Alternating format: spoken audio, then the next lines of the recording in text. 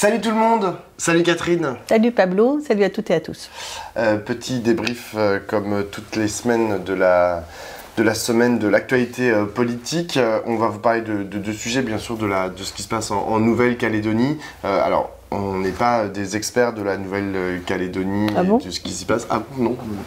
Mais ça soulève quand même des questions importantes sur ce que c'est que la souveraineté, le colonialisme et le décolonialisme. Et c'est ça qu'on voudrait aborder ensemble. Mais d'abord, on va commencer par un petit point sur les élections européennes qui ont lieu dans maintenant 3 semaines. Le 9 juin, je le rappelle pour ceux qui auraient oublié. En gros, dans les sondages, dans les études d'opinion, rien ne bouge vraiment, sauf il y a deux listes en gros qui bougent un peu. C'est la liste de Raphaël Glucksmann, donc de Place Publique et du Parti Socialiste, et la liste de Valérie Ayé pour Renaissance, qui commence de plus en plus à montrer un signe de croisement. C'est-à-dire que Valérie Ayé, qui était entre 16 et 17, enfin entre 16 et 18, et Raphaël Glucksmann, qui était entre, on va dire, 11 et 13, aujourd'hui, ils sont plutôt tous les deux entre 14 et 16. Alors, Valérie Ayé est toujours devant, pour l'instant, dans tous les sondages disponibles, mais on sent que dans les 3 semaines à venir, elle a un peu, à mon avis, du souci à se faire. Parce qu'elle pourrait passer donc en 3e position.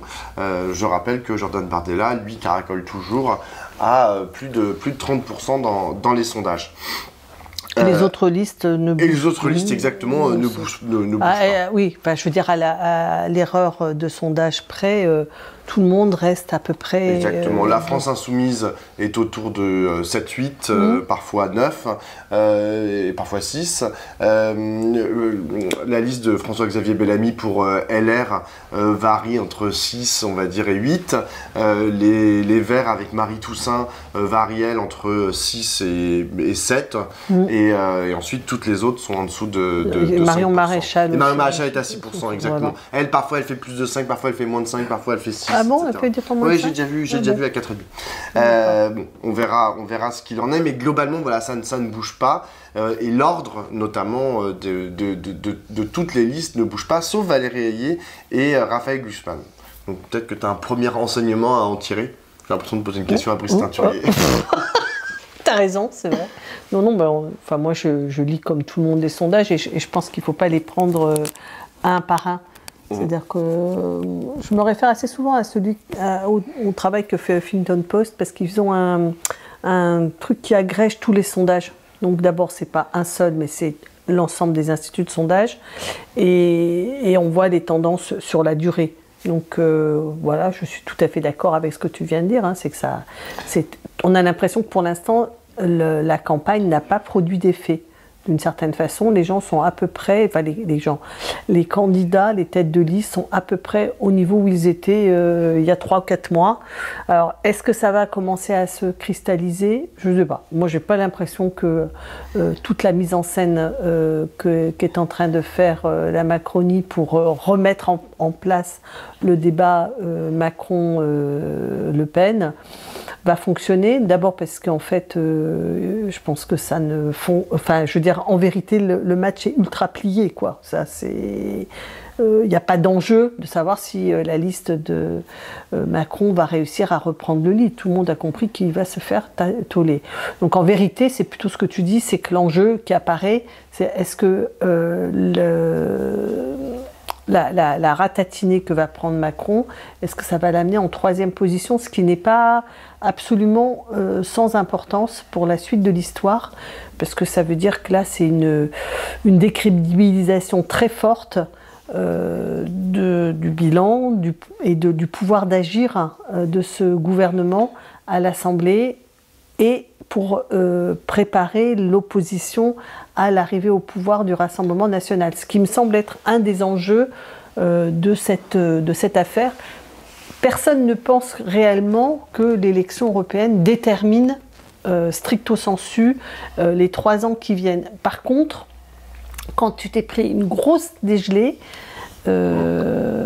notamment quand tu es au pouvoir et que tu as un combat, je dirais, existentiel à mener, qui est celui de barrer la route au Rassemblement national, ça ne les met pas en situation d'être la force propulsive et qui va embarquer le peuple de France pour l'empêcher. Mais d'autant que aujourd'hui, toutes les parties prenantes de cette élection ont une stratégie de nationalisation en fait des enjeux. Quand on prend Bardella et Marine Le Pen, c'est complètement clair. Bardella a demandé la dissolution de l'Assemblée nationale après le 9 juin s'il arrivait en tête. Il l'a demandé il y a quelques mois. Et là, Marine Le Pen elle a soumis le fait qu'elle fasse un débat avec Emmanuel Macron qui lui a proposé un débat. Elle a soumis sa participation au débat à la démission, enfin que Emmanuel Macron mette sa démission sur la table, sous-entendu, s'il fait un mauvais score le 9 juin, il faudrait qu'il démissionne, quoi. Oui, elle a un argument qui est assez solide, hein. Elle dit s'il s'engage dans la campagne électorale, alors il faut qu'il en tire les conclusions.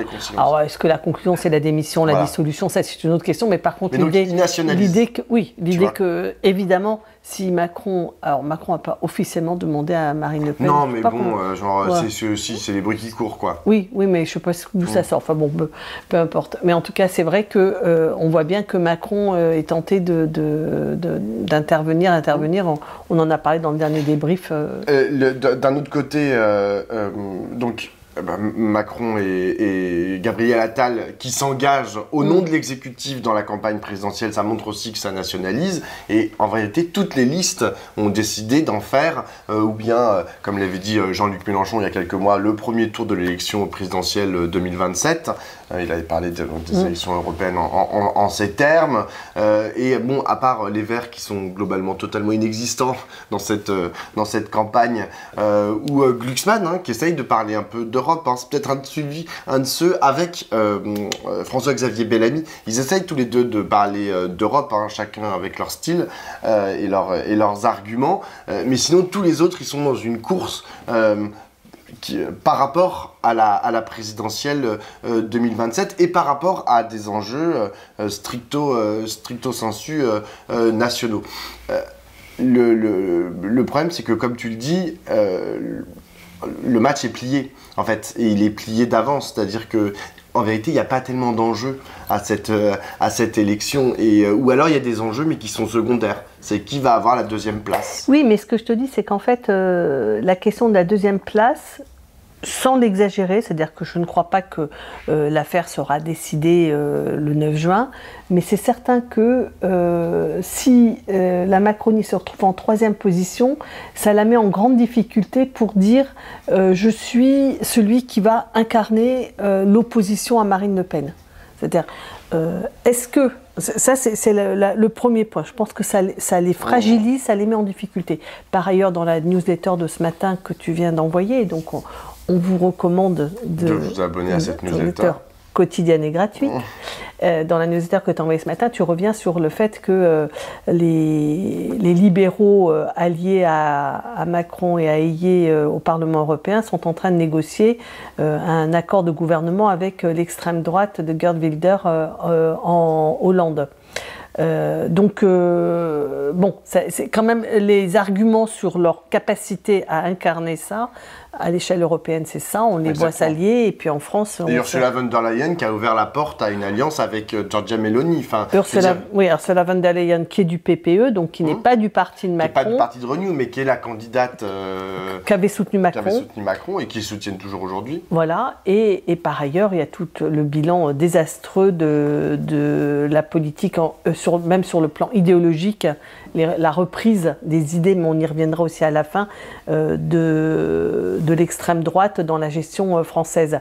Donc c'est sûr qu'ils sont déjà fragilisés par ce point, ça c'est certain, mais si en plus ils se prennent un caramel plus, ça va devenir compliqué. La question c'est, est-ce que si Raphaël Glucksmann parvient à être à égalité avec elle, plus ou moins, symboliquement c'est mieux d'être devant, mais ça ne change pas quand même la face du monde.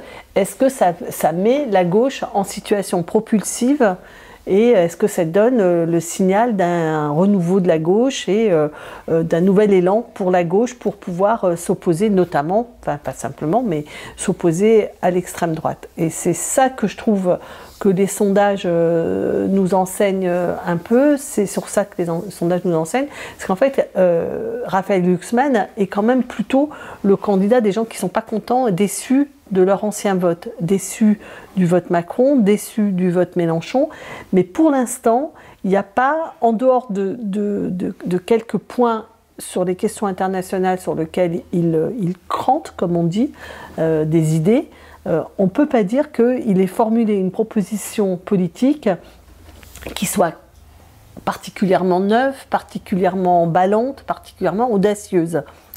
Rien de tout ça. Et donc, ce que j'ai, moi, en tête, c'est que on est devant une extrême droite qui va, si on ajoute Bardella et Maréchal, on arrive à une extrême droite autour de 37-38. Quand tu prends le mec des chasseurs, là, oui, qui veut testostéroner la politique française, tu te dis, bon, bah voilà, ce mec-là, c'est clair, hein, je veux dire, c'est quand même, il cherche les référentiels d'extrême droite.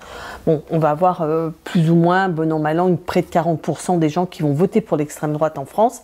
Donc la question d'avoir un projet qui s'y oppose, et pour ce faire, qui convainc, emballe, rassemble, ben pour l'instant on n'y est pas, quoi. C'est-à-dire que même si Glucksmann il réussit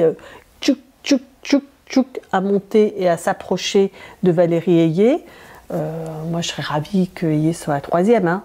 Mais en tout cas je ne me raconte pas d'histoire sur le fait que ça va nous régler la suite de l'histoire. Effectivement, il n'y a pas de dynamique propulsive, il n'y a pas d'enthousiasme réel pour la campagne ou pour la personnalité même de Raphaël Glucksmann, et ça pose des questions pour après, mais je pense que une des raisons principales, c'est que comme cette élection est nationale, comme tout le monde est déjà en train de penser à 2027 et dans la peur que Marine Le Pen arrive au pouvoir, tout le monde est en train aussi de regarder qui est-ce qui est capable de battre Marine Le Pen en 2027.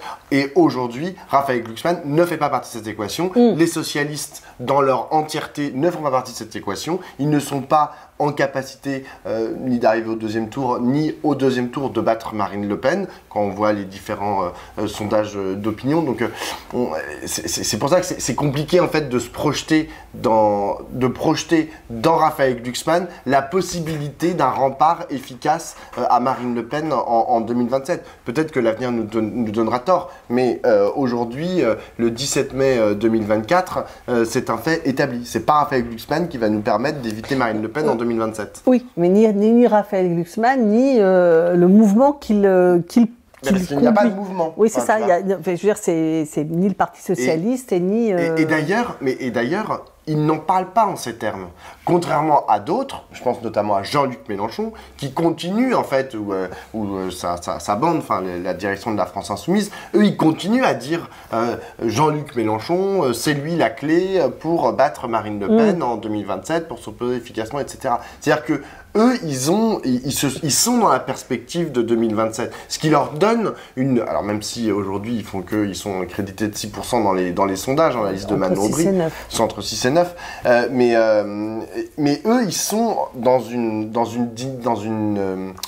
comment on dit, ils envisagent en fait les 3 années à venir, enfin les 2 années à venir, contrairement aux socialistes. Et je pense que c'est important en fait pour voir dans quelle dynamique, dans quel sillon en fait il se situe. Parce que Raphaël Glucksmann, moi quand je l'écoute, j'ai écouté plusieurs de ses meetings et de ses prises de parole, j'ai l'impression que le 9 juin, il disparaît de la scène nationale comme il avait disparu une fois qu'il a été élu au Parlement européen, et qu'il va aller travailler au Parlement européen et faire ses trucs sur les Ouïghours, sur les machins, qui sont tout son travail de parlementaire européen, et qu'il n'aura pas vocation, comme Jordan Bardella par exemple, qui est aussi parlementaire européen, mais qui lui en a rien à foutre de ce qui se passe au Parlement européen, et qui n'a que vocation à travailler le territoire français. Bah, moi j'ai l'impression qu'avec Glucksmann c'est l'inverse. Donc c'est vrai que j'ai du mal à l'imaginer qu'il va servir à quelque chose dans la perspective de 2027, mais peut-être que l'avenir nous donnera tort.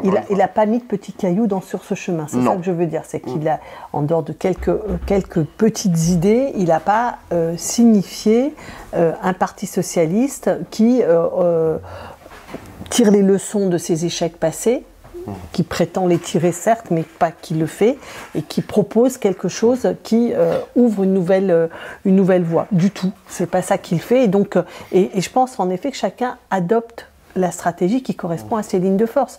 Et donc, eux, ils n'ont pas de réponse à ça, et ils n'ont pas commencé, à mon avis, il faudrait qu'ils se dépêchent un tout petit peu de faire un peu le bilan de leur passage au pouvoir avec François Hollande, qu'ils fassent enfin le devoir d'inventaire que Jospin avait promis de faire et qu'il n'a pas fait à propos des socialistes au pouvoir. Il l'a énoncé sans le faire, même si dans les faits sa pratique a été un peu différente de celle de François Mitterrand. Mais là, ils ne nous disent pas ce qu'ils vont faire d'autre que ce qu'a fait François Hollande. Et j'aimerais surligner quelque chose que tu as dit en début de ton propos. C'est cette question de la déception, en fait, de récupérer les déçus. Et c'est vrai qu'aujourd'hui, Raphaël Glucksmann, il fait entre 14 et 16%, et il y a une grosse partie des gens qui vont voter pour lui, enfin qui ont envie aujourd'hui de voter pour lui, qui avaient voté ou bien Jean-Luc Mélenchon en 2022 au premier tour, ou bien Emmanuel Macron. Et que ce sont des déçus. Et donc, aujourd'hui, moi j'ai un peu l'impression que la gauche est un peu condamnée, ou en tout cas se condamne elle-même, en fait, à être un espèce de conglomérat un peu informe de déçus. Et de gens qui n'ont pas beaucoup d'espoir, en fait, dans la possibilité d'accession ni au pouvoir de la gauche, ni de construction, en fait, d'une dynamique forte qui serait susceptible de porter des valeurs comme l'égalité, etc., et le social, blablabla. Mais voilà, on vote un peu machin. Et en vérité, je rapproche, en fait, ce vote, ces sondages-là qui nous enseignent que voilà, il y a une partie qui vient de chez Mélenchon, une partie qui vient de chez Macron, de ce qui s'est passé en 2022. C'est-à-dire que, en fait, la gauche, maintenant, elle vote utile. Elle vote utile, mais de façon un peu désespérée. C'est comme les gens qui avaient voté pour Jean-Luc Mélenchon en 2022. Tu vois, on s'est dit, les gens se sont dit, tiens, on va voter Jean-Luc Mélenchon parce que c'est lui le plus fort, c'est lui peut-être qui va nous permettre d'avoir enfin la gauche au deuxième tour. Mais qui, dans les 22% qui ont voté Jean-Luc Mélenchon, imaginait Jean-Luc Mélenchon battre Marine Le Pen au deuxième tour? Ben moi je pense pas grand monde, hélas. Ah bon? Et genre, non, bah, à chaque fois il était donné perdant. Enfin je veux dire, dans tous les sondages il était donné perdant. Pas de ça, et bah si, et c'était catastrophique. Il y avait un sondage une fois, Cluster 17, qui avait dit qu'il gagnerait, mais c'est tout. Et en fait, je reviens sur l'absence de perspective, en fait, pour la gauche, de perspective, j'allais dire conquérante, mais gagnante. Et c'est quelque chose aujourd'hui qui grève, à mon sens, nos capacités d'action au présent. C'est-à-dire que nous n'arrivons plus à mobiliser puisque nous n'arrivons pas à donner une possibilité de déboucher, mais pas de débouché intellectuel, de la pensée ou je sais pas quoi, mais de débouché concret. C'est-à-dire de dire genre, bah, nous on va prendre le pouvoir. Et c'est là qu'on se fait complètement manger par l'extrême droite parce que eux, on a l'impression qu'ils sont déjà sur le perron de l'Élysée à préparer les clés, quoi. Et il y a un truc dramatique là-dedans. Et je ne sais pas en fait comment on renverse la vapeur. C'est difficile, hein, parce qu'aujourd'hui tout le monde s'est mis dans la tête que Marine Le Pen allait arriver à l'Élysée en 2027. Et donc elle capitalise là-dessus. Elle a juste à donner quelques petits arguments parfois pour dire ouais, voilà, je suis vraiment prête pour rentrer à l'Élysée, etc. Et je vois pas comment on renverse cette vapeur-là. Oui, mais je suis d'accord avec toi. En fait, il y a deux questions ensemble. C'est qu'il y a la question de la crédibilité de la victoire politique, qui passe par plein de choses, et notamment par le fait d'avoir une personnalité qui puisse la porter et l'incarner. C'est pour ça que les Insoumis sont arc-boutés sur Jean-Luc Mélenchon. C'est que Jean-Luc Mélenchon, c'est indubitable qu'il a une personnalité, on le voit président. Enfin, il peut faire président. Jean-Luc Mélenchon, il a l'étoffe, la culture, l'allant, la stature, enfin tout ça, il peut être président. On n'en a pas 10 en réserve qui peuvent être présidents. Donc cette question de qui est la personne qui peut crédibiliser ce projet, c'est pas une question évidente. Mais moi j'ai l'impression qu'au point où nous en sommes, il y a quand même une question de projet qui se pose. Parce que, alors que je suis tout le temps plutôt dans l'autre sens. C'est marrant parce que là, on est un peu à front renversé. Moi, je suis tout le temps plutôt à me préoccuper de finalement la dynamique politique qui crédibilise la victoire et que tout le monde s'en fout des projets, des programmes. Enfin, en tout cas, des programmes, ça, je pense que vraiment, c'est pas le sujet. Que le projet, ça l'est davantage. Mais là, surtout, ce que je ressens, c'est que on ne dit rien d'intéressant. C'est ce qu'on a dit hier, la dernière fois, en disant Macron, il se préoccupe de sujets qui intéressent vraiment les gens, comme tout ce qui concerne l'éducation, l'amour, les enfants, machin, etc. Enfin bon, il essaye de prendre cet espace-là. Moi, je trouve qu'on ne prend pas d'espace moderne, qu'on traite de manière moderne pour pouvoir être incarné de façon nouvelle ce que nous avons à incarner. Tu vois, cette semaine, alors qu'on l'avait déjà dit nous aussi dans le débrief, qu'il y avait une question sur le fait que la gauche ne parle plus du social. Desfontaine allait partout en disant c'est lamentable, la gauche ne parle plus du social, on est en dessous le niveau de la mer. Et puis cette semaine, il y a eu 2 meetings qui ont été faits à Amiens, un par Manon Aubry et un par Raphaël Glucksmann, à l'occasion d'un soutien aux ouvriers en lutte de l'usine Metex. Et ils ont fait une visite et ils ont fait un meeting. Et l'un comme l'autre, on a dit « Ah, ça y est, ils parlent du social, enfin ». Enfin, le PS parle du social, enfin la France Insoumise parle du social. Et si tu veux, je suis vraiment une emmerdeuse, mais moi, ça ne m'a pas complètement rassurée. Parce qu'en fait, je suis très contente, franchement, qu'ils y soient allés et qu'ils en fassent un sujet dans la campagne. Ce n'est pas possible que ça ne fasse pas partie des thèmes que traite la gauche. Mais en même temps, ce que je me dis, c'est que c'est quand même un tout petit peu caricatural de parler du social à Amiens, dans la Somme, à l'occasion de la fermeture d'une usine. C'est-à-dire que c'est un renouvellement de la question sociale qui n'est pas fait. C'est-à-dire qu'on continue d'être un peu sur, comme Desfontaine aussi, ce que je veux dire, c'est que Desfontaine, c'est ça qui fait. C'est-à-dire qu'on a les trois forces de gauche qui prétendent parler du social, parce que les écolos, là, on les a perdus. C'était la promesse de Marine Tondelier, quand elle s'est fait élire, elle avait dit que ça serait ça son sujet, de faire une écologie populaire, et que donc la question sociale serait articulée à la question environnementale et écologique.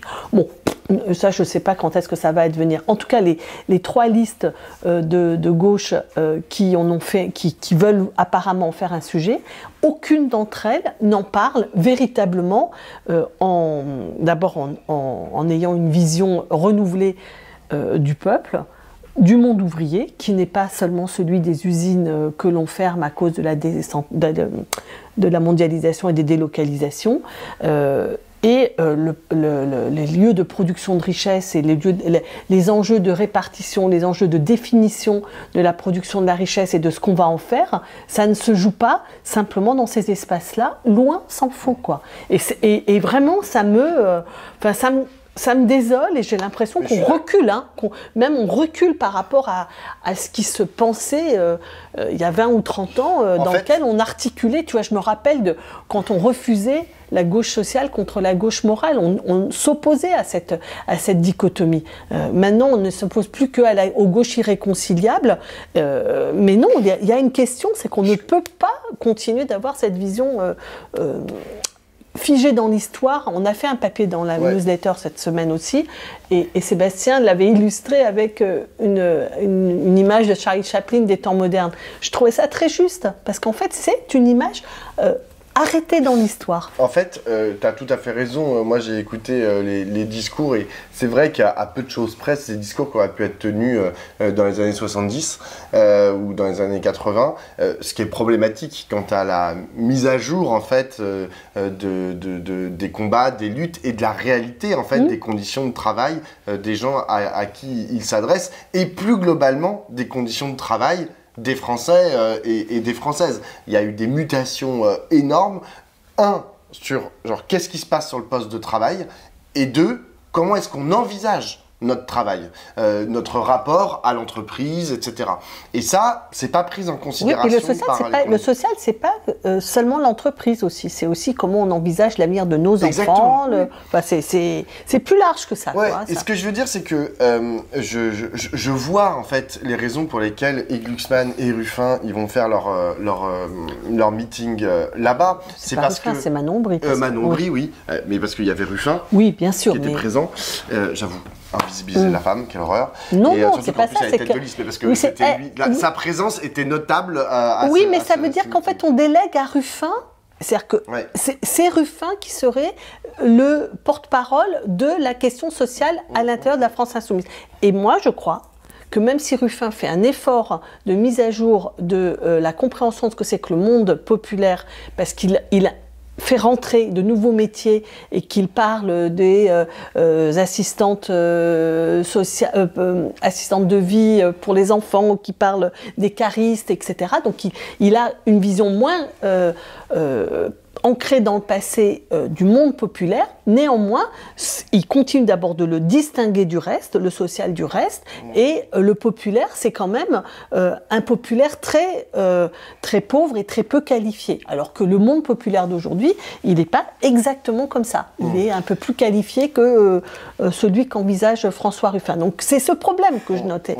Et ce que je veux dire, c'est que je vois en fait l'écueil que veulent éviter aujourd'hui les candidats et les candidates de gauche, qui est de dire on va être la deuxième gauche, on ne veut pas incarner la deuxième gauche, donc il faut qu'on se souvienne en fait de ça. C'est-à-dire que en fait on a fait comme si cette alternative entre première et deuxième gauche qui a été structurante à un moment dans les débats à gauche, comme si on en était encore là. En fait, et comme s'il fallait faire son choix entre la première et la deuxième gauche, et qu'en plus, lorsqu'on parle de première gauche, on revient à la façon dont parlait la première gauche dans les années 70. Et c'est un problème.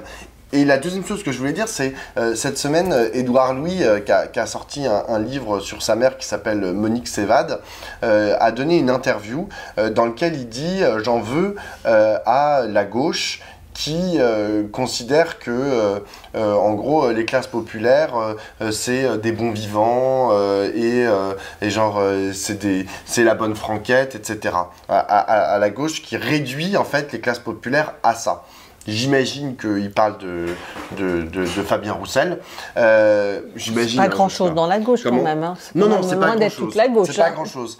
Mais, en vérité, moi, je pense que, genre, il dit quelque chose en fait sur l'absence de compréhension, même si, sur l'absence de compréhension de la gauche pour parler en fait des classes populaires, pour le dire en fait, pour raconter ses aspirations, ses envies, etc. C'est-à-dire que dire ils aiment le barbecue, bon, je pense que c'est un peu limitant, même si c'est pas du tout que ça que raconte Fabien Roussel lorsqu'il parle des classes populaires, mais en tout cas, de l'extérieur, parfois, c'est ce à quoi on réduit Fabien Roussel.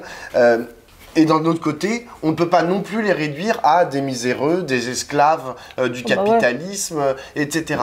C'est-à-dire qu'il y a quelque chose d'autre à raconter qui, aujourd'hui, n'a pas encore trouvé un corps, un vocabulaire, des mots, en fait, pour le dire justement, et surtout, du coup, pour le rassembler. Parce qu'aujourd'hui, ce monde, il est divisé, et je vais même te dire, il a plutôt tendance à aller du côté de l'extrême droite que du côté de la gauche. Et donc, retrouver une façon d'en parler, alors peut-être que ça passe par Édouard Louis, Nicolas Mathieu, ou que sais-je, tu vois, ou Annie Ernaux. En fait, ces gens qui racontent le populaire, ces artistes, en l'occurrence ces littérateurs, qui racontent le populaire avec des mots qui sont les leurs et qui sont particuliers.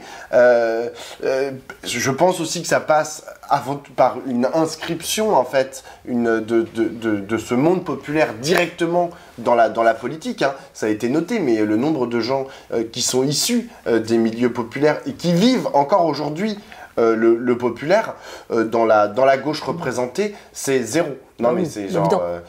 c'est évident, mais c'est problématique. Je suis d'accord. Parce qu'il fut un temps où, au Parti communiste, il y avait des députés ouvriers, tu vois. Et genre, il n'y en avait pas qu'un. tu vois. C'est-à-dire surtout, c'est que ils sont plus ouvriers quand ils sont députés, mais par contre, moi je me souviens d'une discussion ancienne avec Jacques Ralit, qui lui était resté dans son HLM et dans son bâtiment où il était avant et où il est resté tout le temps, qu'il soit ministre, qu'il soit maire, etc. C'est-à-dire que l'idée était de ne pas se détacher du mode de vie, de la vie avec le monde populaire. Moi, cette histoire aussi de la considération du monde populaire, tu vois, j'ai été très très choquée par Roussel qui a dit les ouvriers, il faut leur faire confiance, c'est l'honneur de la France, les ouvriers. Et c'est eux qui devraient être au Parlement européen, etc. Et en fait, il reprend un vocabulaire qui n'a perdu son sens. C'est-à-dire qu'en fait, il évoque quelque chose qui était au fond propulsif dans la formulation de Marx, qui était ceux qui vont se libérer de leur chaîne ou libérer la totalité du monde. C'est-à-dire, c'est l'émancipation du groupe ouvrier qui portait l'émancipation de tous. Aujourd'hui, quand on fait une description aussi étroite de ce qu'est ce monde populaire, c'est-à-dire quand on ne l'articule, d'abord quand on ne lui donne pas de contenu, comme tu viens de le dire, sur le travail, et quand on le disjoint du reste du monde populaire et du monde du travail d'une façon générale, en fait, ça ne marche pas. C'est une évocation qui ne fait pas sens. C'est-à-dire, ça n'a plus du tout la valeur propulsive qui était celle des intuitions de Marx au XIXe siècle. Il faut absolument cette idée qu'il faut trouver une façon que le projet politique s'articule à du social, mais que ça s'articule à un projet d'émancipation de tous, ça suppose véritablement de regarder... alors moi je pense que ça exclut le misérabilisme, parce que si les pauvres gens si les gens pauvres sont des pauvres gens qui n'ont pas des rêves, des espoirs pour eux-mêmes et pour les autres et pour leurs enfants, etc. Alors là, c'est foutu de chez foutu. Donc le misérabilisme ne peut pas faire partie du logiciel pour comprendre et parler du monde populaire. Et penser en fait que le monde populaire a rien à foutre de l'écologie, du féminisme, que sais-je.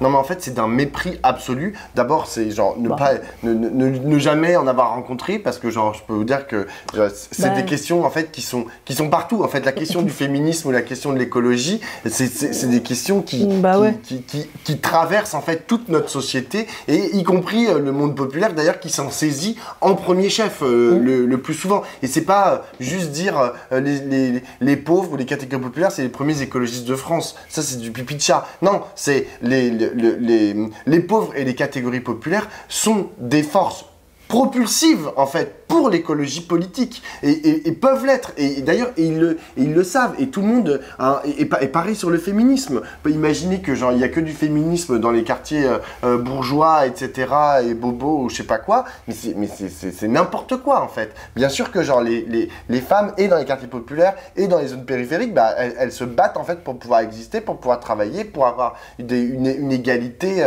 avec les hommes, etc. Enfin, c'est une évidence. Et moi, quand j'entends, tu as des gens qui disent « Ah, faut pas trop parler d'écologie, parce que sinon ça va fâcher genre les paysans, ou ça va fâcher genre les ouvriers, etc. » Je suis « Ah, mais allez vous faire foutre en fait. » Genre c'est juste dégueulasse, tu vois. Ils sont aussi féministes et ils sont aussi écologistes que vous là, au centre-ville de Paris. Bref. Sur ce, passons au Kanak. La suite. On n'est pas sorti de l'auberge. On n'est pas sorti de l'auberge. Les Kanaks. Donc, on va encore une fois, on n'est pas spécialiste de l'histoire néo-calédonienne.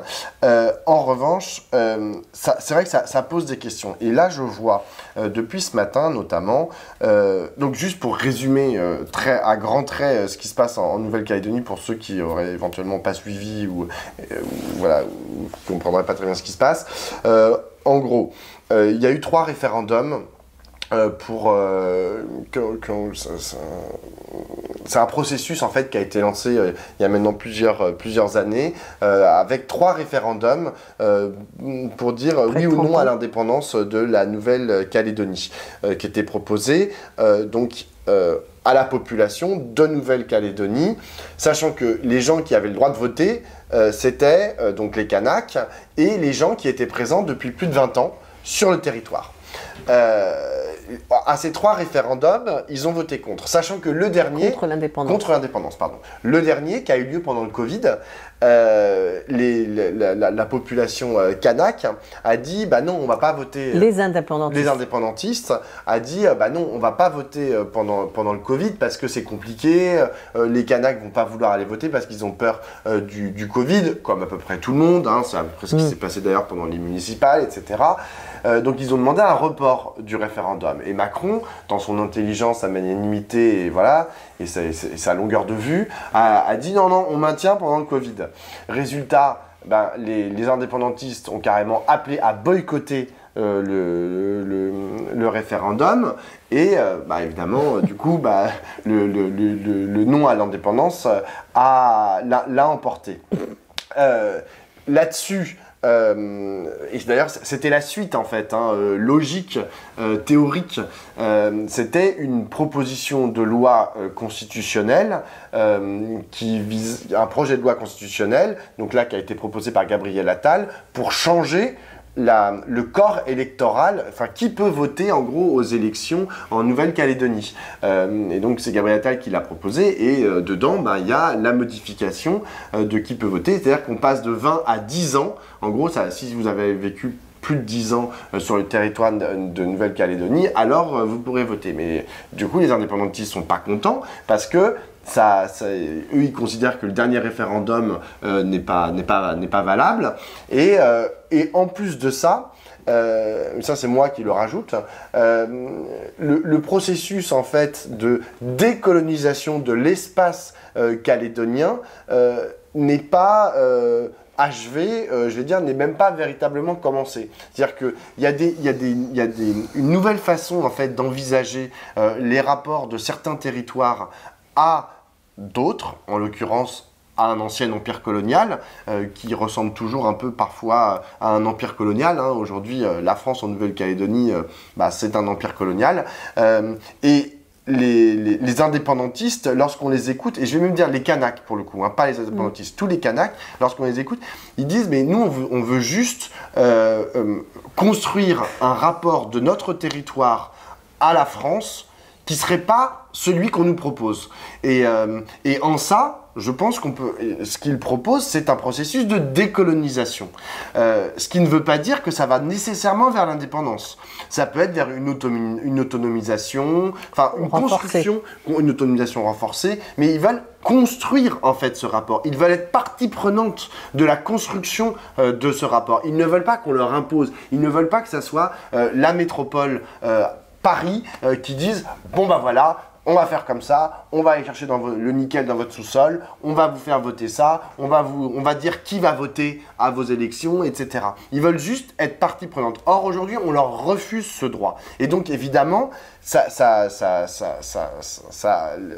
énerve, les tensions sont exacerbées, et j'en finirai là-dessus. C'est pas la première fois en fait qu'il y a des émeutes, qu'il y a des révoltes en Nouvelle-Calédonie.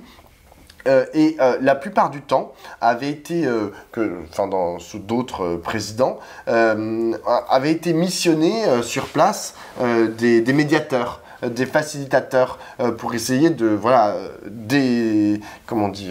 dégonfler la bulle de violence en fait qui était en train d'émerger.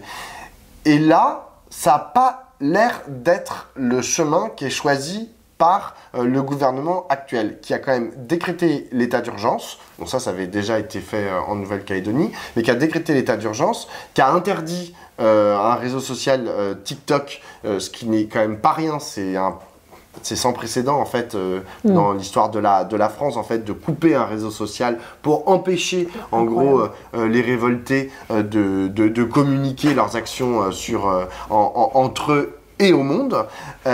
Et donc il y a plein de choses comme ça et on voit que la réponse en fait qui est proposée par le gouvernement est une réponse violente. C'est de dire on va vous mater, vous êtes des délinquants, vous êtes des émeutiers, etc. Et je pense que c'est symptomatique de la direction qui est en train de prendre petit à petit notre État, en fait, qui n'a lorsqu'il y a un problème qui est mis sur la table, qui n'envisage plus en fait la conciliation, la co-construction d'une solution, etc., mais qui n'envisage plus qu'une réponse par la violence la plus sourde, la plus arbitraire, et qui a conduit à la mort. Il y a 2 Kanaks qui sont décédés et 2 gendarmes qui sont décédés en quelques jours. Ouais, bon, je trouve que c'est juste incroyable de penser qu'on peut continuer d'envisager le gouvernement de gouverner au XXIe siècle comme l'envisage Emmanuel Macron. C'est-à-dire il donne je sais pas, une feuille de route de plus en plus contrainte aux partenaires sociaux pour définir la retraite, l'assurance chômage, etc. Et puis la feuille de route elle est contrainte et le délai il est contraint et puis si c'est pas comme ça, eh ben c'est eux qui reprennent la main. Et donc cette méthode que nous voyons bien se faire au jour le jour sur les enjeux, le dernier en date, je sais pas, moi ça me sidère hein, que Rachida Dati veuille faire converger le service public de l'audiovisuel dans une seule structure, alors que tous les ministres qui sont encore vivants de la culture ont dit que c'était une mauvaise idée, mais ça fait rien. On y va, elle l'a fait voter au Parlement, et donc il y a une espèce de bulldozer, on écrase tout, on ne consulte pas, on donne des feuilles de route et des ultimatums, et là encore, Macron a filé un ultimatum en leur disant vous avez 15 jours pour vous mettre d'accord, ou c'est moi qui reprends la main. Non mais stop quoi, c'est juste démentiel. Donc là il y a vraiment un problème, Macron ne croit pas du tout en la société, dans ses corps intermédiaires et dans ses représentants. En aucune façon, il pense que tout ça c'est de la merde. D'ailleurs, il s'est bien présenté quand c'était au fond de son logiciel en fait. Hein, à l'origine, c'est de considérer que les partis de la gauche étaient effondrés, qu'il n'y avait plus rien qui tenait et que lui, il allait reprendre la main et remettre de la dynamique et qu'en fait, ce qui tient encore, c'est le monde de l'industrie, le monde de l'entreprise et voilà, et que c'est eux qui sont, c'est les managers quoi, et que c'est lui qui va manager la France. Donc vraiment, son approche du sujet Kanak, le fait qu'il en ait fait un sujet technique géré par le ministère de l'Intérieur, enfin tout ça montre qu'il est cohérent avec lui-même de bout en bout. Ça on peut pas lui faire le reproche à Macron de pas être cohérent, hein. Il est cohérent et à côté de la plaque. Enfin, franchement, c'est vraiment, vraiment étonnant de s'imaginer qu'on peut continuer de cette manière. Ceci étant, deuxième point, moi, je me dis, on a ça qui explose là, mais il y a le sujet de Mayotte qui est aussi un sujet extrêmement brûlant. Il y a le sujet à bas bruit de la Guadeloupe et de la Martinique. On a la Réunion, j'en entends moins parler, mais peut-être que c'est parce que c'est à bas bruit, mais on a ces questions, accessoirement également, on a la question corse aussi qui réapparaît, c'est-à-dire qu'on a la question de comment on envisage, la Corse est un petit peu différent des autres, mais comment on envisage l'histoire, la géographie dans un monde dans lequel la réponse par la formation de micro-États et d'autonomie, d'indépendance en vue de constituer de nouveaux États paraît pas du tout adapté, quoi. C'est-à-dire que ça ne paraît pas très crédible et ça paraît pas du tout adapté au monde interconnecté dans lequel on est. Et au titre des questions, je pense, qui sont devant nous, il y a quand même une espèce d'enjeu de réfléchir à la transformation, à l'évolution du monde et à la place que prennent les États-nations et les nouveaux soit union, soit empire d'échelle régionale. On s'en parle assez souvent avec Pablo.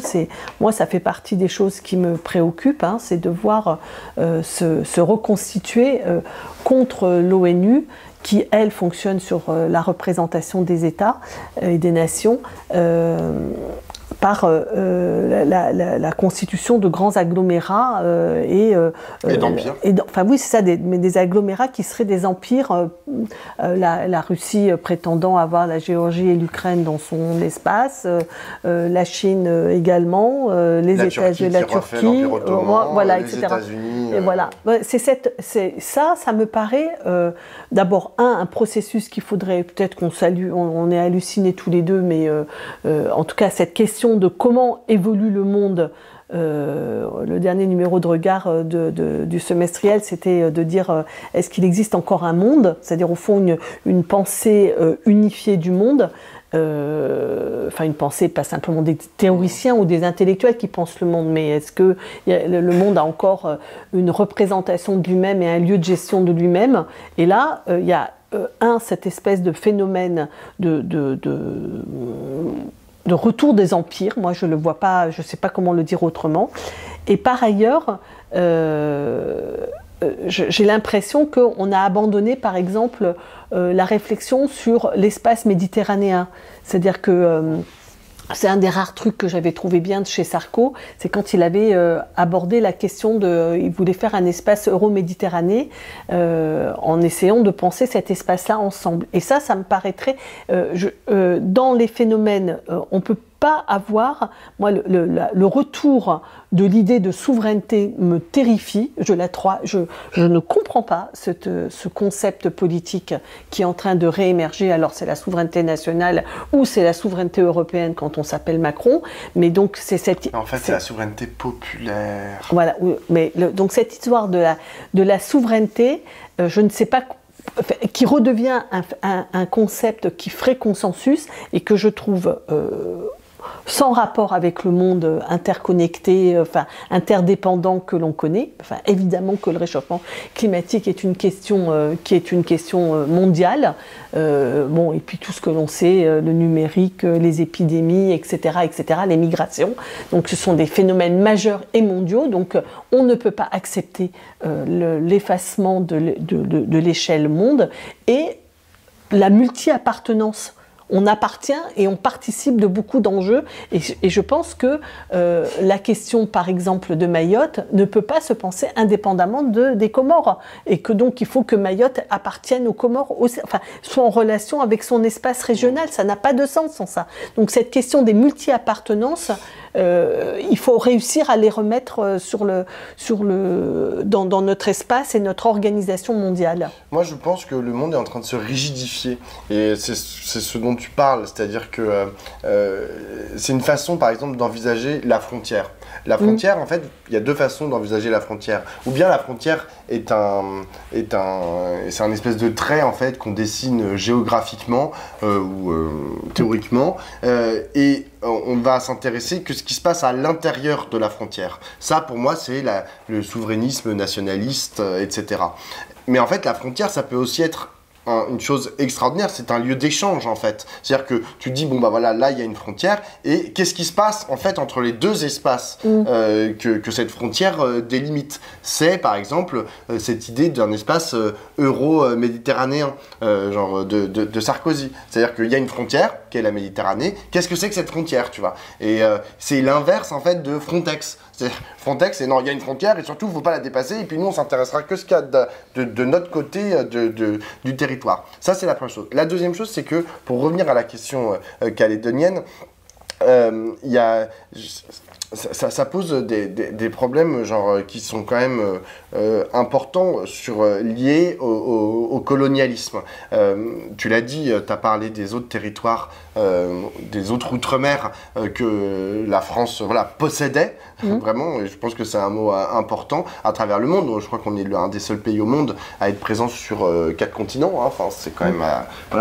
c'est pas négligeable. Enfin, on n'a pas soldé en gros notre empire colonial comme a pu le solder par exemple l'Espagne. Mais on mesure aussi dans le temps qui vient, là je trouve les enjeux stratégiques qui sont liés à ça. Exactement. Là on comprend bien pourquoi la France voulait garder ces petits bouts de cailloux éventuellement. Exactement. Pour les ressources, pour le passage genre des bateaux, etc. Oui, Donc, Mélenchon rappelle souvent qu'on est le deuxième espace maritime au monde. Et c'est lié à ça, en fait. Exactement. Donc, il y a des enjeux stratégiques, économiques, etc., qui sont très importants.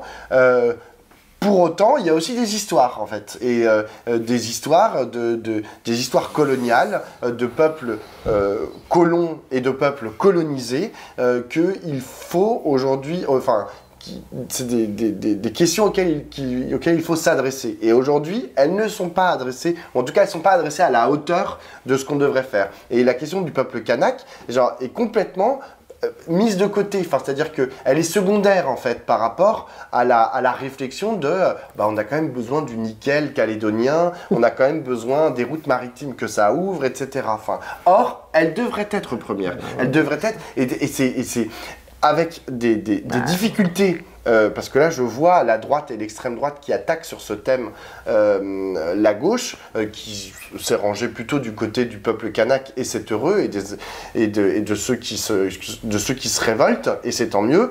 La droite dit « Ah, mais là, la gauche, vous êtes donc partisan de la théorie du grand remplacement, c'est-à-dire que vous pensez que les blancs français métropolitains vont remplacer les kanaks, et vous voulez défendre les Kanaks contre ce grand remplacement, première chose. Deuxième chose, oui, mais c'est ce qu'ils disent. Deuxième argument que je vois fleurir sur les réseaux sociaux et dans la bouche de députés de droite et d'extrême droite, c'est la gauche, elle n'est pas pour le droit du sol. Attendez, vous nous emmerdez tous les jours avec le droit du sol, alors que là, en Nouvelle-Calédonie, vous voulez le droit du sang. Et donc c'est complètement contradictoire, vous marchez sur la tête, etc. Bon, bien sûr, ce que la droite et l'extrême droite ne comprennent pas, c'est que il y a des logiques en fait coloniales, des histoires en fait des peuples qui sont différentes lorsqu'on parle de la France métropolitaine et lorsqu'on parle de la Nouvelle-Calédonie. Et qu'on ne peut pas faire abstraction de la façon dont les Kanaks, en fait, ont construit leur identité, ont construit leur rapport à la politique, ont construit leur rapport à la France. Et que, effectivement, c'est pas exactement la même chose. D'ailleurs, c'est spécifié, y compris dans notre constitution, dans notre bloc de constitutionnalité, on parle du peuple kanak, ce qui est quand même une particularité. Voilà, c'est original par rapport à la conception franco-française, centralisée en fait de ce qu'on imagine être un Français.